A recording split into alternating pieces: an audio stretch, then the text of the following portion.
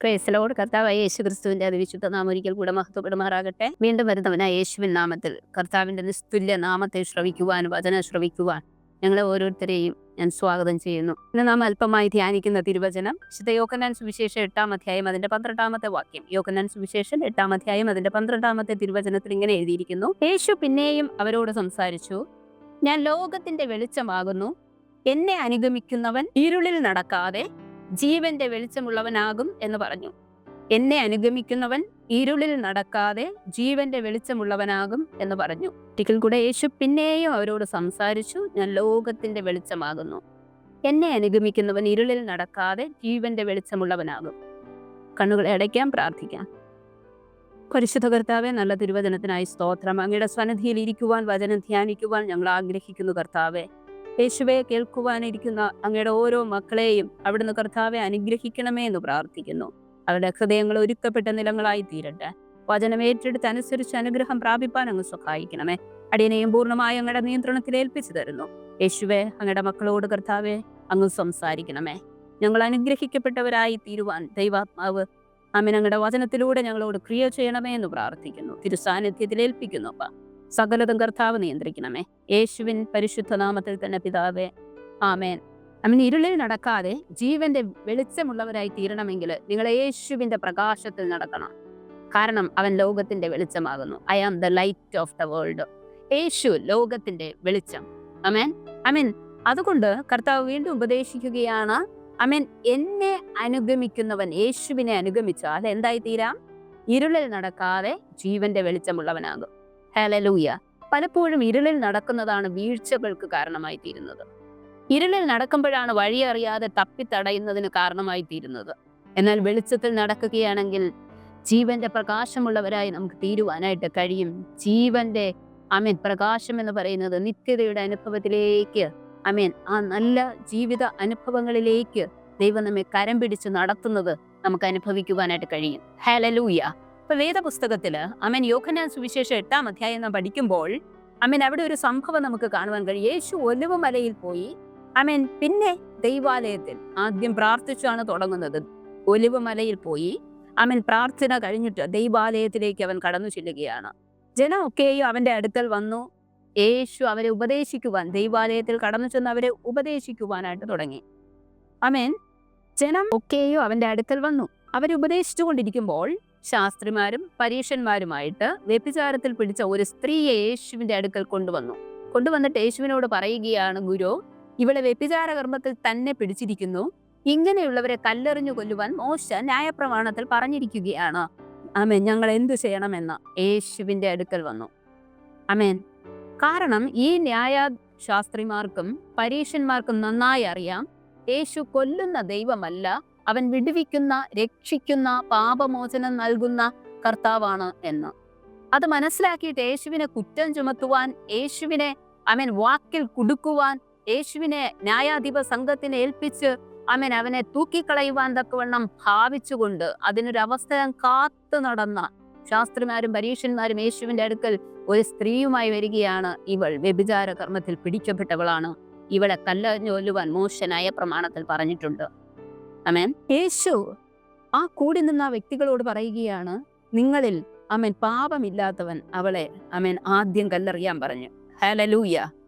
അവനെ കുറ്റം ചുമത്തുവാനായിട്ട് അങ്ങനെ പറഞ്ഞതുകൊണ്ട് എന്ത് ചെയ്തു? യേശു അങ്ങനെ പറഞ്ഞിട്ട് കുനിഞ്ഞിരുന്ന് കാൽവിരൽ കൊണ്ട് കുനിഞ്ഞ് നിലത്ത് വരച്ചുകൊണ്ടേയിരുന്നു. വേദപുസ്തകം കൃത്യമായി പറയുന്നു, അവൻ കാലിലെ വിരൽ കൊണ്ട് നിലത്ത് വരച്ചുകൊണ്ടിരുന്നു. ഹല്ലേലൂയ.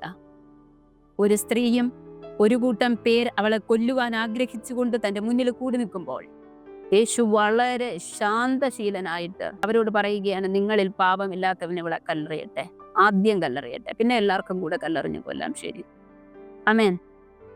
എന്നിട്ട് യേശു കുനിഞ്ഞിരുന്നു. ആരെറിയണമെന്ന് യേശു നോക്കിയില്ല. എറിയുവാൻ അവിടെ ആരും യോഗ്യരായില്ല എന്ന് കർത്താവിന് അറിയാമായിരുന്നു. ഹല്ലേലൂയ. പാപമില്ലാത്തവൻ അവിടെ ഇല്ല എന്ന് യേശുവിന് അറിയാം. കാരണം വചനം പറയുന്നു, എല്ലാവരും ഒരുപോലെ കൊള്ളരുതാത്തവരായി തീർന്നിരിക്കുന്നു പാപം ചെയ്ത്. നീതിമാൻ ഒരുത്തൻ പോലുമില്ല. ഹല്ലേലൂയ. അപ്പൊ ഈ വചനം പറയുന്ന ഞാനോ കേൾക്കുന്ന നിങ്ങളോ നീതിമാന്മാരുടെ പട്ടികയിലുള്ളവരല്ല. നമ്മുടെ ജീവിതത്തിൽ എപ്പോൾ വേണമെങ്കിലും പാപം വരാം. ഒരു നോക്കില്, ഒരു വാക്കില്, പാപം വരാവുന്ന ലോകത്ത് നാം ജീവിക്കുമ്പോൾ നമ്മളെപ്പോഴും വിശുദ്ധീകരണം പ്രാപിച്ചുകൊണ്ടിരിക്കണം. ദൈവസന്നിധിയിൽ നമ്മെ തന്നെ ഏൽപ്പിച്ചു കൊടുത്തുകൊണ്ട് നമ്മുടെ മനസ്സിനെ ദൈവസന്നിധിയിൽ ഏകാഗ്രമാക്കി ദൈവസന്നിധിയിൽ നമ്മൾ പറഞ്ഞുകൊണ്ടിരിക്കണം, കർത്താവെ എന്നെ ശുദ്ധീകരിച്ചു കൊണ്ടിരിക്കണമേ. എനിക്ക് വിശുദ്ധിയിൽ ജീവിക്കുവാനായിട്ട് ആഗ്രഹമുണ്ട്. അങ്ങയെ പിൻപറ്റുവാൻ ഞാൻ ആഗ്രഹിക്കുന്നു, അങ്ങയെ അനുസരിക്കുവാൻ ഞാൻ ആഗ്രഹിക്കുന്നു.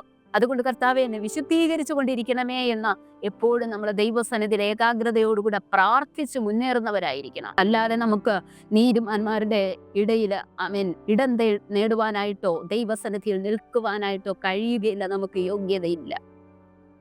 യേശു അതുകൊണ്ട് കുനിഞ്ഞിരിക്കുകയാണ്. ഇവരിൽ നീതിമാന്മാർ ആരും ഇല്ല. അങ്ങനെ ഒരുവൻ കല്ലെറിയുന്നുവെങ്കിൽ അവൻ കള്ളം പറയുകയാണ്. അതുകൊണ്ട് യേശു കുനിഞ്ഞിരുന്നു. അവർ പരസ്പരം നോക്കി ആർക്ക് എറിയുവാനായിട്ട് കഴിയുന്നില്ല. കാരണം മനസാക്ഷി കുട്ടുകൊള്ളുവാനായിട്ട് തുടങ്ങി. ഞങ്ങൾ പാപം ചെയ്തിരിക്കുന്നു. ഈ സ്ത്രീയെ എറിയുവാനായിട്ട് നമുക്ക് യോഗ്യതയില്ല.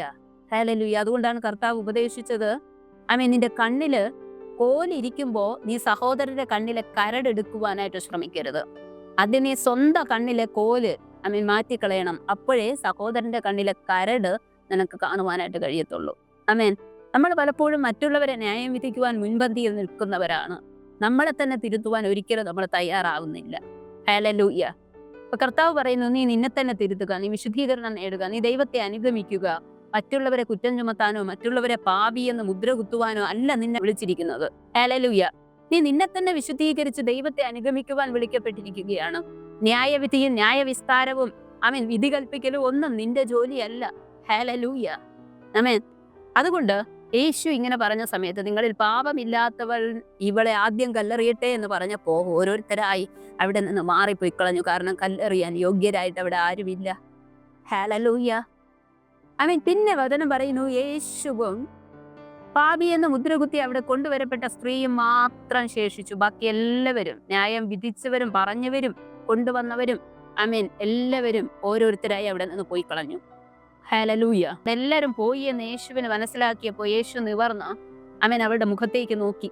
എന്നിട്ട് അവളോട് പറഞ്ഞു, സ്ത്രീയെ, അവർ എവിടെ? നിനക്കാരും ശിക്ഷ വിധിച്ചില്ലയോ? ആ സ്ത്രീ പറഞ്ഞു, ഇല്ല കർത്താവേ. അവളെ യേശുവിന് മനസ്സിലാക്കി, ഇതാണ് കർത്താവ്. ഹല്ലേലൂയ. അല്ലെങ്കിൽ അവളെ കൊല്ലുവാനായിട്ട് കൊണ്ടുവന്നപ്പോൾ യേശുവും കൂടെ കല്ലെറിഞ്ഞ് അവളെ കൊന്നേനെ.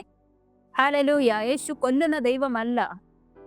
അവൻ ന്യായവിധിക്കായി ഒരു സമയത്ത് അവൻ കടന്നു വരും. പക്ഷേ അതുവരെയും അവന്റെ നാമത്തിൽ വിളിച്ചപേക്ഷിച്ച് തന്നെ താഴ്ത്തി അവന്റെ പാതാരംഭത്തിലേക്ക് കടന്നു ചെല്ലുന്ന ഓരോരുത്തരെയും അവൻ രക്ഷിക്കുന്ന ദൈവമാണ്. ഹല്ലേലൂയ. ഈ സ്ത്രീ യേശുവിനെ മനസ്സിലാക്കി. അവൻ അവളെ കല്ലെറിഞ്ഞില്ല. മറ്റുള്ളവർക്ക് കല്ലെറിയുവാനായിട്ട് ഇട്ടുകൊടുത്തില്ല. പാപമില്ലാത്തവൻ കല്ലെറിയട്ടെ എന്ന് പറഞ്ഞപ്പോ പാപമില്ലാത്തവർ ആരും ഇല്ല എന്ന് മനസ്സിലാക്കുവാനായിട്ട് ആ സ്ത്രീക്കും കഴിഞ്ഞു. യേശു അവൾക്ക് ശിക്ഷ വിധിച്ചില്ല. യേശു അവളെ രക്ഷിച്ചു. കർത്താവ് അവളോട് പറയുകയാണ്, പോക, ഇനി പാപം ചെയ്യരുത്, ഞാൻ നിനക്ക് ശിക്ഷ വിധിക്കുന്നില്ല. ഹല്ലേലൂയ. യേശു അവളെ രക്ഷിക്കുകയാണ്, ശിക്ഷ വിധിക്കാതെ ആ ശിക്ഷാവിധിയിൽ നിന്ന് അവളെ ഒഴിവാക്കിയിട്ട് ഇനി പാപം ചെയ്യരുത് എന്ന. ദൈവം നമ്മെ ഓരോരുത്തരെയും താണുപോയ ആഴക്കുഴികളിൽ നിന്ന് കോരിയെടുത്തിട്ട് ഞാൻ നിനക്ക് ശിക്ഷ വിധിക്കുന്നില്ല. പക്ഷെ കർത്താവ് നമ്മോട് നമ്മെ അവൻ കോരിയെടുക്കുമ്പോൾ പറഞ്ഞത് ഇനി പാപം ചെയ്യരുത് എന്നാണ്. ഹല്ലേലൂയ. നീ രോഗക്കിടക്കയിൽ വീണുപോയപ്പോൾ ഇനി എഴുന്നേൽക്കത്തില്ല എന്ന് വൈദ്യശാസ്ത്രം പറഞ്ഞപ്പോൾ നിന്നെ യേശു കോരിയെടുത്തു. എന്നോട് കർത്താവ് ഒന്ന് മാത്രമേ പറഞ്ഞുള്ളൂ, ഇനി പാപം ചെയ്യരുത്. ജപ്തി നോട്ടീസ് നിന്റെ വീട്ടിൽ ഒട്ടിച്ചു. നീ നിലവിളിച്ചുകൊണ്ട് യേശുവിന്റെ അടുക്കൽ ഓടി വന്നു.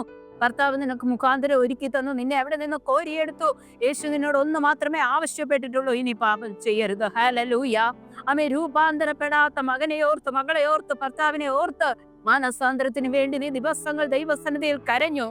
അവസാനം നിന്റെ കണ്ണുനീർ തുരുത്തിയിൽ പകർന്നു വെച്ച ദൈവം നിന്റെ കണ്ണുനീരിന് പ്രതിഫലം തന്നു ഒരു രൂപാന്തര വ്യക്തിക്ക് വരുത്തിയിട്ട് നിന്റെ കുടുംബത്തിൽ സമാധാനം നൽകി. ദൈവം ഒന്ന് മാത്രമേ നിന്നോട് ആവശ്യപ്പെട്ടുള്ളൂ, ഇനി പാപം ചെയ്യരുത്. ഹല്ലേലൂയ. പിശാച് നിന്നെ തകർക്കുവാൻ ശ്രമിക്കുമ്പോൾ, പിശാച് നിന്നെ രോഗിയാക്കുവാൻ ശ്രമിക്കുമ്പോൾ, കടഭാരത്തിൽ ബന്ധിക്കുവാനായിട്ട് ശ്രമിക്കുമ്പോൾ, പാപങ്ങളിൽ നിന്നെ അകപ്പെടുത്തി ദൈവസ്നേഹത്തിൽ നിന്ന് അന്യപ്പെടുത്തുവാനായിട്ട് ആമേൻ ശ്രമിക്കുമ്പോൾ എൻ്റെ കർത്താവ് കരം പിടിച്ച് നിന്നെ എഴുന്നേൽപ്പിച്ചിട്ട് ആ ദൈവം നിന്നോടൊന്ന് മാത്രമേ ആവശ്യപ്പെട്ടിട്ടുള്ളൂ, നീ വിശുദ്ധിയിൽ ജീവിക്കണം, നീ പാപം ചെയ്യരുത്. ഹല്ലേലൂയ. ആമേൻ ദൈവസന്നിധിയിൽ ഏൽപ്പിച്ചു കൊടുക്കുവാനായിട്ട് മനസ്സുണ്ടോ? കർത്താവ്, ഒത്തിരി പ്രശ്നങ്ങളിലൂടെ ഞാൻ കടന്നു പോയപ്പോൾ നീ എന്നെ കരം പിടിച്ച് ആമേൻ ആഴക്കുഴിയിൽ നിന്ന്, ചേറ്റിൽ നിന്ന് നീ എന്നെ വീണ്ടെടുത്തതാണ്.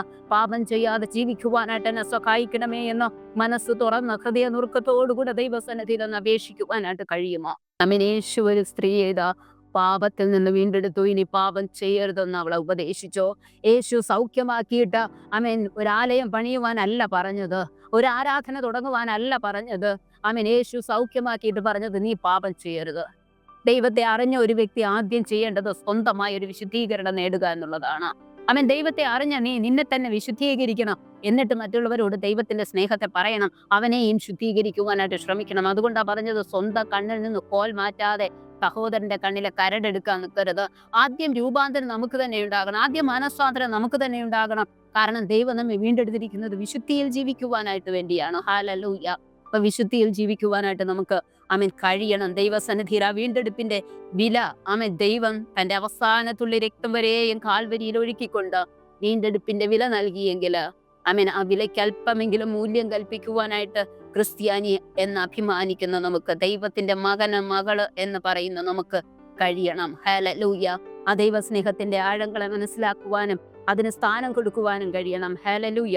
ആമേൻ. യേശു ആമേൻ അതിന്റെ താഴേക്ക് പറഞ്ഞിരിക്കുക, ആമേൻ നിങ്ങൾ വിധിക്കപ്പെടാതിരിക്കേണ്ടതിന് നിങ്ങൾ വിധിക്കരുത്. ഹല്ലേലൂയ. ദൈവം നമ്മെ കുറിച്ച് ആഗ്രഹിക്കുന്ന ഈ പരീക്ഷന്മാരും ശാസ്ത്രിമാരും യേശുവിന്റെ അടുക്കൽ ഈ സ്ത്രീയെയും കൊണ്ടുവന്നതിന്റെ ലക്ഷ്യം യേശുവിനെ വിധിക്കുക എന്നുള്ളതായിരുന്നു, യേശുവിന്റെ മേൽ കുറ്റം ആരോപിക്കുക എന്നുള്ളതായിരുന്നു. ഇവൻ ന്യായപ്രമാണത്തെ അനുസരിക്കുന്നില്ല, യഹൂദനായിരിക്കെ മോശ നൽകിയ കൽപ്പനകളെ അവൻ മാനിക്കുന്നില്ല, ദൈവം മോശയിലൂടെ നൽകിയതൊന്നും ഇവൻ മാനിക്കുന്നില്ല എന്ന് പറഞ്ഞ് യേശുവിനെ കുറ്റം വിധിക്കുവാനായിരുന്നു അവർ ഓടി വന്നത്.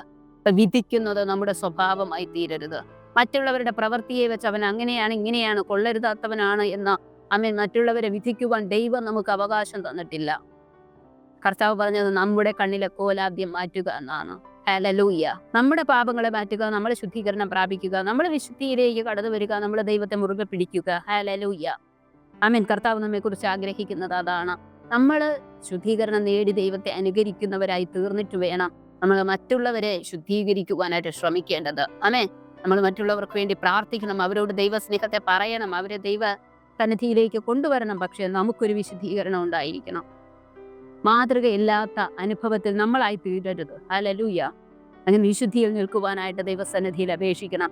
ആമേൻ. ഈ 8-ാം അധ്യായം അതിന്റെ 21-ാമത്തെ തിരുവചനത്തിൽ അവൻ പിന്നെയും അവരോട്, ഞാൻ പോകുന്നു, നിങ്ങൾ എന്നെ അന്വേഷിക്കും, നിങ്ങളുടെ പാപത്തിൽ നിങ്ങൾ മരിക്കും, ഞാൻ പോകുന്ന ഇടത്തേക്ക് നിങ്ങൾക്ക് വരുവാൻ കഴിയുകയില്ല എന്ന് പറഞ്ഞു. നിങ്ങളുടെ പാപത്തിൽ മരിച്ചാൽ കർത്താവ് പോകുന്ന ഇടത്തേക്ക് നമുക്ക് പോകുവാനായിട്ട് കഴിയത്തില്ല. എവിടെയാ കർത്താവ് പോകുന്നത്? യേശു പറഞ്ഞു, ഞാൻ നിങ്ങൾക്ക് ഭവനമൊരുക്കുവാൻ, സ്ഥലമൊരുക്കുവാൻ പോകുന്നു. ഞാൻ നിങ്ങൾക്ക് സ്ഥലമൊരുക്കിയാൽ ഞാൻ ഇരിക്കുന്നിടത്ത് നിങ്ങളും ഇരിക്കേണ്ടതിന് പിന്നെയും വന്ന് നിങ്ങളെ എൻ്റെ അടുക്കൽ ചേർത്തുകൊള്ളും. യേശു സ്വർഗാരോഹണം ചെയ്യുമ്പോൾ ഒരു കൂട്ടം പേര് ആമേൻ യേശുവിനെ ഇങ്ങനെ നോക്കി നിൽക്കുകയാണ്. അയ്യോ, ഞങ്ങളുടെ രക്ഷകനാണ്, കൂടെ നടക്കുമെന്നൊക്കെ കരുതിയ ഞങ്ങളുടെ കർത്താവിത ഞങ്ങളെ വിട്ട് പോവുകയാണല്ലോ എന്ന്. അപ്പോൾ ആമേൻ വചനം പറയുകയാണ്, ദൂതന്മാർ ഇറങ്ങി വന്നിട്ട് അവരെ ആശ്വസിപ്പിക്കുകയാണ്. ഗലീല പുരുഷന്മാരെ, നിങ്ങൾ ആകാശത്തേക്ക് നോക്കി നിൽക്കുന്നത് എന്ത്? നിങ്ങളെ വിട്ട് സ്വർഗാരോഹണം ചെയ്തവനായ ഈ ക്രിസ്തുവിനെ പോകുന്നവനായി നിങ്ങൾ കണ്ടതുപോലെ അവൻ വീണ്ടും വരും. ഹല്ലേലൂയ. ആമേൻ. യേശു സ്വർഗാരോഹണം ചെയ്തു എന്ന് വേദപുസ്തകം പഠിപ്പിക്കുന്നു. അവൻ പോയതുപോലെ വീണ്ടും വരുമെന്ന് പഠിപ്പിക്കുന്നു. അവൻ നമുക്കായി വാസസ്ഥലം ഒരുക്കുവാനാണ് പോയത്. ഒരുക്കി കഴിഞ്ഞാൽ ആ സ്ഥലത്തേക്ക്, യേശു ഇരിക്കുന്നിടത്തേക്ക്, സ്വർഗരാജ്യത്തിലേക്ക്, അവൻ നമുക്കൊരുക്കിയ നിത്യവാസത്തിലേക്ക് നമ്മെ ചേർത്തുകൊള്ളുവാൻ വീണ്ടും വരും. ഹല്ലേലൂയ. യേശു സ്വർഗത്തിൽ നമ്മെ കൊണ്ടുപോകാനാണ് വീണ്ടും വരുന്നത്. എന്നാൽ വചനം ഇങ്ങനെ പറയുന്നു, നിങ്ങളുടെ പാപത്തിൽ നിങ്ങൾ മരിക്കും എങ്കിൽ ഞാൻ ഇരിക്കുന്നിടത്ത് നിങ്ങൾക്ക് വരുവാനായിട്ട് കഴിയുകയില്ല. ഹല്ലേലൂയ. വിശുദ്ധിയിൽ ജീവിക്കുന്ന ഒരു വ്യക്തി മരിക്കുമ്പോൾ മാത്രമേ ദൈവം നമുക്ക് ഒരുക്കിയിരിക്കുന്ന നിത്യതയിലേക്ക് ചെന്നെത്തുവാനായിട്ട് കഴിയുകയുള്ളൂ. പാപത്തിൽ മരിച്ചാൽ ഞാൻ ഇരിക്കുന്നിടത്ത് നിങ്ങൾക്ക് വരുവാനായിട്ട് കഴിയത്തില്ല. കർത്താവ് വ്യക്തമായി പഠിപ്പിക്കുകയാണ്, നിങ്ങളുടെ പാപത്തിൽ നിങ്ങൾ മരിക്കുന്നുവെങ്കിൽ നിങ്ങൾക്ക് എൻ്റെ അടുക്കൽ എത്തുവാനായിട്ട് കഴിയുകയില്ല. ഹല്ലേലൂയ. വചനം പറയുന്ന, ഒരുവൻ സർവ്വ രാജ്യവും നേടിയാലും അവന്റെ ആത്മാവിനെ നഷ്ടമാക്കിയാൽ അവൻ എന്ത് പ്രയോജനം? ലോകപ്രകാരം എന്തൊക്കെ നേടിയാലും സകലതും നേടിയാലും ആത്മാവിനെ നഷ്ടമാക്കിയാൽ ഒരു പ്രയോജനവും നമുക്കില്ല. നമ്മുടെ ജീവിതം അർത്ഥശൂന്യമായി തീരപ്പെടും. ഹല്ലേലൂയ. അതുകൊണ്ട് ദൈവസന്നിധിയിലേക്ക് നമ്മെ തന്നെ ഏൽപ്പിച്ചു കൊടുത്തുകൊണ്ട് വിശുദ്ധീകരണത്തിൽ ജീവിക്കുവാനും വിശുദ്ധിയിൽ നിലനിൽക്കുവാനും തക്കവണ്ണം ദൈവ സ്നേഹത്തിൽ നമ്മെ തന്നെ ഏൽപ്പിച്ചു കൊടുക്കുവാനായിട്ട് നമുക്ക് കഴിയണം. കർത്താവ് പറഞ്ഞു, നീ പാപത്തിൽ മരിച്ചാൽ ഞാൻ ഇരിക്കുന്നിടത്ത് നിനക്ക് വരുവാനായിട്ട് കഴിയത്തില്ല. ഞാൻ നിത്യതയിൽ വസിക്കുന്നു, സ്വർഗത്തിൽ വസിക്കുന്നു. നിന്നെ അവിടെ കൊണ്ടുപോകുവാൻ വാസസ്ഥലം ഒരുക്കുവാനാണ് ഞാൻ പോയിരിക്കുന്നത്. പ്രിയ ദൈവജനമേ, യേശുവിനോട് ചേർന്ന് വസിക്കുവാനും അവനൊരുക്കി ആ നിത്യതയിലേക്ക് പ്രവേശിക്കുവാൻ തക്കവണ്ണം വിശുദ്ധീകരണത്തിൽ ജീവിക്കുവാനും മനസ്സുണ്ടോ? ആമേൻ. മനുഷ്യന് മരണ നിശ്ചയമാണ്, അതെപ്പോഴെന്ന് മാത്രമേ അറിയാതെയുള്ളൂ. വിശുദ്ധിയിൽ മരിച്ചാലേ നിത്യതയിൽ എത്തത്തുള്ളൂ. പാപത്തിൽ മരിച്ചാൽ നിത്യതയിൽ എത്തത്തില്ല, നിത്യ നരകത്തിലേക്ക് പോകേണ്ടി വരും. വചനം ഇങ്ങനെ പറയുന്നു, ഞാൻ ലോകത്തിന്റെ വെളിച്ചമാണ്, നിങ്ങൾ എന്നെ അനുഗമിച്ചാൽ എന്ത് ചെയ്യും? ഇരുളിൽ നടക്കാതെ ജീവന്റെ വെളിച്ചമുള്ളവരായി തീരും. യേശു പറഞ്ഞത്, ഞാൻ ലോകത്തിന്റെ വെളിച്ചമാണ്, നിങ്ങൾ എന്നെ അനുഗമിച്ചാൽ ഞാൻ നിങ്ങൾക്ക് വെളിച്ചം കാണിച്ചു തരാമെന്നല്ല, നിങ്ങൾ തന്നെ വെളിച്ചമുള്ളവരായി തീരും. ഹല്ലേലൂയ, ഹല്ലേലൂയ, ആമേൻ. അപ്പൊ നമ്മൾ തന്നെ വെളിച്ചമുള്ളവരായി തീരും, നമ്മൾ തന്നെ പ്രകാശമുള്ളവരായി തീരും, നമ്മൾ തന്നെ തേജസ് ഉള്ളവരായി തീരും. ആ തേജസ്സിൽ, ആ പ്രകാശത്തിൽ നമുക്ക് നടക്കുവാനായിട്ട് കഴിയണം. ഹല്ലേലൂയ. അതെങ്ങനെ കിട്ടുന്നു? നമുക്കറിയാം, പകല് സൂര്യൻ പ്രകാശിക്കുന്നു. ഈ സൂര്യന്റെ പ്രകാശം നക്ഷത്രങ്ങളിൽ പതിക്കുന്നു. നക്ഷത്രങ്ങൾ രാത്രിയിൽ പ്രകാശം കൊടുത്തുകൊണ്ടിരിക്കുന്നു, അല്ലേ? എങ്ങനെയാണ്? ഈ സൂര്യന്റെ ചൂട് അവർ കേൾക്കുന്നത് കാരണം ഉണ്ടാകുന്ന പ്രകാശ ഉൽപാദനമാണ്, പ്രകാശത്തിന്റെ പ്രതിഫലനമാണ് അവിടെ സംഭവിച്ചു കൊണ്ടിരിക്കുന്നത്. അപ്പൊ ക്രിസ്തുവിന്റെ പ്രകാശം നമ്മിൽ പതിക്കുമ്പോൾ നമ്മൾ ആ പ്രകാശത്തെ പ്രതിഫലിപ്പിക്കുവാനായിട്ട് തുടങ്ങും. നമ്മൾ പ്രകാശമുള്ളവരായി തീരുവാനായിട്ട് തുടങ്ങും. നമ്മളിൽ നിന്ന് പ്രകാശം പുറത്തേക്ക് വരുവാനായിട്ട് തുടങ്ങി. ഇരുള് മാറിപ്പോകും. പ്രകാശമുള്ളിടത്ത് ഇരുളിന് വസിക്കുവാനായിട്ട് കഴിയത്തില്ല. ആമേൻ. ദൈവത്തിന്റെ ഹിതം ചെയ്ത് ജീവിക്കുന്ന ഒരുവന്റെ മേൽ പിശാചിന് ആധിപത്യം നടത്തുവാനായിട്ട് കഴിയത്തില്ല. പിശാച് ആധിപത്യം നടത്തണമെങ്കിൽ ദൈവത്തിന്റെ ഹിതത്തെ വിട്ടിട്ട്, ദൈവത്തിന്റെ ആലോചനകളെ വിട്ടിട്ട് പിശാചിന്റെ ഇഷ്ടത്തിന് വഴി തുറന്നു കൊടുത്താൽ മാത്രമേ പിശാചിന് കയറി പ്രവർത്തിക്കുവാനായിട്ട് കഴിയത്തുള്ളൂ. അതുപോലെ ഒരുവൻ ജീവന്റെ പ്രകാശത്തിൽ നടന്നാൽ, ക്രിസ്തുവാകുന്ന പ്രകാശത്തിൽ നടന്നാൽ, ആ പ്രകാശത്തെ പ്രതിഫലിപ്പിച്ചുകൊണ്ട് ജീവന്റെ പ്രകാശത്തിൽ നടക്കും. യേശു കർത്താവ് നമ്മെ കുറിച്ച് ആഗ്രഹിക്കുന്നത് ആ ലോകത്തിന്റെ വെളിച്ചമാകുന്ന ക്രിസ്തുവിനെ അനുഗമിച്ചുകൊണ്ട് നമ്മളും പ്രകാശം പുറപ്പെടുവിക്കുന്നവരായി തീരണമെന്നാണ്. ഈ പകൽക്കാലം ഈ വചനം കേൾക്കുമ്പോൾ ദൈവസന്നിധിയിൽ ഒന്ന് ഏൽപ്പിച്ചു കൊടുക്കുവാൻ കഴിയുമോ? കർത്താവെ, പ്രകാശം പുറപ്പെടുവിക്കുന്ന അനുഭവത്തിലായി തീരുവാൻ എന്നെ സഹായിക്കണമേ. അങ്ങ് ലോകത്തിന്റെ വെളിച്ചമാണ്. ആ വെളിച്ചത്തെ ഉൾക്കൊണ്ടുകൊണ്ട് കർത്താവെ, അതിനെ പ്രതിഫലിപ്പിച്ചുകൊണ്ട് വെളിച്ചമുള്ളവരായി ജീവിപ്പാൻ ഞങ്ങളെ സഹായിക്കണമേ എന്ന് ദൈവസന്നിധിയിൽ അപേക്ഷിക്കുവാനായിട്ട് കഴിയുമോ?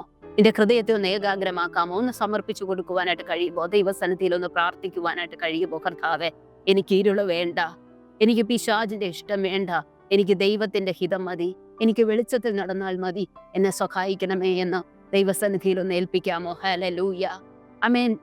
സകല ചതിവും വ്യാജവും ദുർമോഹവും അങ്ങനെ ദൈവഹിതമില്ലാത്ത സകലതും പിശാചിന്റെ വകയാണ്. അതിനെല്ലാം വിട്ടൊഴിഞ്ഞിട്ട് സ്നേഹത്തിലൂടെ, സൗമ്യതയിലൂടെ, ദയയിലൂടെ, ദീർഘക്ഷമയിലൂടെ, താഴ്മ ധരിക്കുന്നതിലൂടെ ദൈവസ്നേഹത്തെ പ്രതിഫലിപ്പിക്കുവാനായിട്ട് ശ്രമിക്കാമോ? ദൈവാത്മാവ് നമ്മെ കുറിച്ച് ആഗ്രഹിക്കുന്നത് നാം അവന്റെ പ്രകാശത്തിൽ നടക്കണം. നമ്മൾ പ്രകാശമുള്ളവരായി തീരണം. ദൈവത്തിന്റെ പ്രകാശത്തെ നമ്മൾ പ്രതിഫലിപ്പിക്കുന്നവരായി തീരണം. ഹല്ലേലൂയ. അതിന്റെ 31 തിരുവചനത്തിൽ ഇങ്ങനെ പറയുന്നു, തന്നിൽ വിശ്വസിച്ച യഹൂദന്മാരോട് യേശു, എന്റെ വചനത്തിൽ നിലനിൽക്കുന്നു എങ്കിൽ നിങ്ങൾ വാസ്തവമായി എന്റെ ശിഷ്യന്മാരായി സത്യം അറിയുകയും സത്യം നിങ്ങളെ സ്വതന്ത്രമാക്കുകയും ചെയ്യും. അപ്പൊ ദൈവത്തിന്റെ വചനത്തിൽ നിൽക്കുമ്പോഴാണ് വചനത്തിന്റെ സ്വാതന്ത്ര്യത്തെ നമുക്ക് അനുഭവിക്കുവാൻ കഴിയുന്നത്. അതുവരെയും നമ്മൾ പിശാചിന്റെ അടിമത്വത്തിൽ കിടക്കുന്നവരാണ്, സ്വാതന്ത്ര്യം ഇല്ലാത്തവരാണ്. ദൈവവചനത്തിൽ നിന്ന് വചനത്തെ സത്യമായി ഗ്രഹിച്ച് വചനത്തിൽ പറയുന്ന സ്വാതന്ത്ര്യം നാം അനുഭവിക്കുമ്പോൾ നമ്മൾ ജീവന്റെ പ്രകാശത്തിൽ നടക്കും. ആമേൻ.